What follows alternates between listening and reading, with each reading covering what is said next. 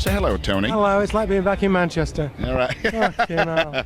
Yeah, but it's a little better weather, don't you think? No, it's 105 degrees in Manchester right now. It isn't raining, whatever everybody says.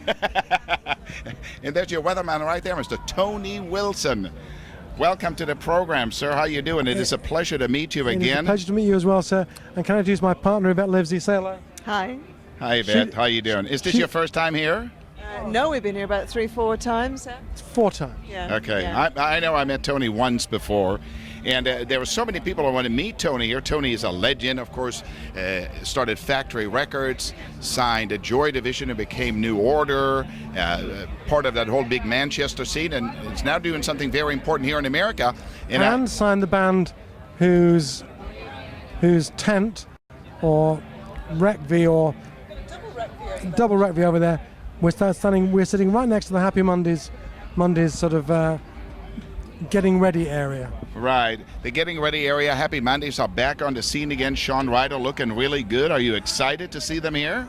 I am, but mostly I'm excited at their new album, which has 16 wonderful new tracks. And I'm one of the people who made the mistake of writing Sean off after the fourth Mondays album because I thought that crack would have destroyed him. And I remember exactly where I was the first time I heard a Black Grape track on the radio and thought, oh my God, I was wrong. And since then I've never written Sean off. And his album he recorded in Australia in 2002 was great, but his new album, his new Mondays album, is just remarkable. Okay. And so now when is it going to be out? Because it's not quite finished yet, as I understand. Oh no, the album's finished. It'll be out in England in about a month. They haven't done a deal for America yet. That's what they're thinking about now. Oh, okay. And what's the name of the album? It keeps changing, but the text message I got last week, this is the last change, was Uncle Dysfunctional. Okay. So, which is about perfect. Yes, indeed. Right. What you're doing now here in America is very exciting to me because many years ago I used to go to New York City to something called a New Music Seminar. That's where I would go and learn about new bands and DJs and trends and go to seminars and be educated. And many years ago the New Music Seminar disappeared, and there hasn't quite been something to replace that. It didn't disappear. It became us. Okay. In Manchester. Yeah, no, I mean, I sort of went to the final few NMSs before it actually died out. Right. And realised in Britain that there wasn't anything like it in Europe at all. There was kind of a thing called Meedem that we go to, which is in Cannes, but it's kind of a peculiar. And I kept asking this lot, why isn't there a music industry conference in Europe at all? And they kept saying, well, we don't know. So I said, well, if I do one, will you help me do it? Right. So Tony with Factory and the two managers of Simply Red helped me do In the City 15 years ago. Oh, okay. And it's been going ever since. But we don't do it in London. We do it outside of London because obviously 95% of the British music industry is based in London. Right. So we drag them up to Manchester and they hang out for 5 days. Oh, okay. It's very much based on the ethics of what It's it's the bastard child of the NMS. Okay. And about 2 years ago, here at Coachella, we met an old friend from AEG Europe, and when we got back home, we met up again, and he said, "Why don't you two curate a British Invasion event in New York? 2 nights of new British bands, because that's what you're good at," and which we are. And it began as being 2 nights of new British bands, and suddenly about a year ago, it's why not do a daytime event as well? So the 2 days are hopefully like In the City in Manchester, which is like the NMS that you remember so well. And the nighttime is about new British bands. Okay, very exciting. So 2 days of talking about music, listening to music, Yes. thinking about music, Just and like the enjoying NMS music. used to be, Right. and that New York so misses. Okay, that sounds awesome. So now let me ask you this. You know, the whole music industry is changing so drastically. When I got into the music industry, it was one way, and now it's totally different with the internet, downloads, illegal downloads, and all the problems that have come along. So why do we need a new music seminar? Exactly that, because no one knows what the fuck is going on. And they have to listen to the best minds of their generation talk about how the industry has to change, where it has to go. And that's what we do. From the mid-90s in England, we were talking about downloads. And from the late 90s, we were saying, please embrace the new digital culture. And the industry on both sides of the Atlantic ignored it and let a very clever computer man run our business. Right. No one loves his iPod Nano more than me, but nevertheless, it is insane that that somebody from another business should control our business. And it's strange, the kind of things that happen in the city are to discuss things like that. So me, for example, from my early days, I hated variable pricing, as in my little Joy Division record is as good as that fucking Madonna record, so they're going to cost the same. Don't you dare tell me they won't. And it was only finally 2 years ago at the Inner City in Manchester, in a long conversation on a stage in front of 1,000 people with Tom Silverman, one of my old heroes, of Tommy Boy, when finally I began to give way on variable pricing.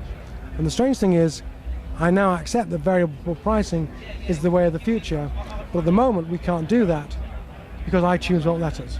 That is the insanity of where we found ourselves, by not doing what we do in the city, which is to talk about the way things are changing and to prepare ourselves rather than just hiding our head in the sand. So now, if any one of our viewers don't quite understand maybe what variable pricing is, how can you describe it? Variable pricing is, for example, I would charge $1.99 to my distributor for my 12-inch single. It would end up in a shop at £3, exactly the same price as a Madonna single. Everything costs the same. And at the moment, on iTunes, every song costs in Britain 79p. Right. Now, there are those people like Tom Silverman, who I believe in now, who think something should be 39p, something should be £1.49. Right. Allows you the opportunity to do different marketing structures. And although I've always hated that for 30 years, I'm willing to accept that I was wrong, but we have to play with these things to deal with how the industry has to develop in this new era. Right. You're a good man. You admit when you're wrong. You know, you're wrong about Sean Ryder and you're wrong about this, but you admit it and you can carry on, and that makes you a great man, I think. The last time I got a music judgment wrong, as opposed to a personal judgment case of Sean, was I gave Neil Young's Harvest a bad review in my university newspaper when I was 20 years old. And 3 weeks later, I regretted it. I didn't get Morrissey wrong. He was You did. No, he didn't. said He was a genius. Yeah, he said he was a genius. He could write. He was a poet, but he'd never be a musician. No, I said he'd never be a pop star, and I was wrong about that. But that wasn't an artistic decision. I saw the Smiths on their very first gig and apologised to everyone around me and said, "Oh my God, they're amazing." You're an amazing I will guy. not apologise to Morrissey, because Morrissey is a great artist, but an utter twat. Okay. I'm very sorry. Smiths fans, I apologise. It's just the true fact of life. Yeah, but he's still a great artist. A lot of people in America are crying right now. No. So tell me a little bit more about Why this. does America still like him after he never played here? You know, I don't know. Right now, I think he's embarking on like a 45-day tour. We play him on Sirius Satellite Radio on one of the channels over there, First Wave, and he's tremendously popular. I mean, I No, can't but he tell should you. be, because his music, his songs are wonderful. Never confuse art with the artist. Okay, I've been teaching her that for 20 years. Now she tells me it's true. Never confuse the art with the artist. The art is stunning. The artist is a twat. You're reminding him of what he taught you. I know. That's funny. Yeah. Together too long. Excuse me. There's a guy over there. He used to play fucking bass for him. You ask him if he's a twat. I'm just like Mr. Rourke over there.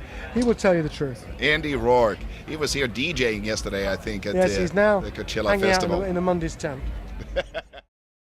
If people want to participate, like what website should people go to read up more about more information? In the city of NewYork.com. In the city of NewYork.com. Yeah. Okay. We hope. We hope if it hope. works. It does work. It does work. I checked it the other day. And if people are making their plans right now, what time is it going to be? It's going to be in the month of June. June 13, 14, Wednesday, Thursday nights, and certainly if you're in the industry, you should come to the daytime event. If you're a fan of music, come to the 2 nighttime events. Right. Okay, thank you so much, It's been a Tony pleasure, Wilson. sir. It has been my pleasure to have you on the program and inform our listeners and viewers about this exciting new event in the city, in New York City. Thank you again. Thank you very much. It was a pleasure to have you on.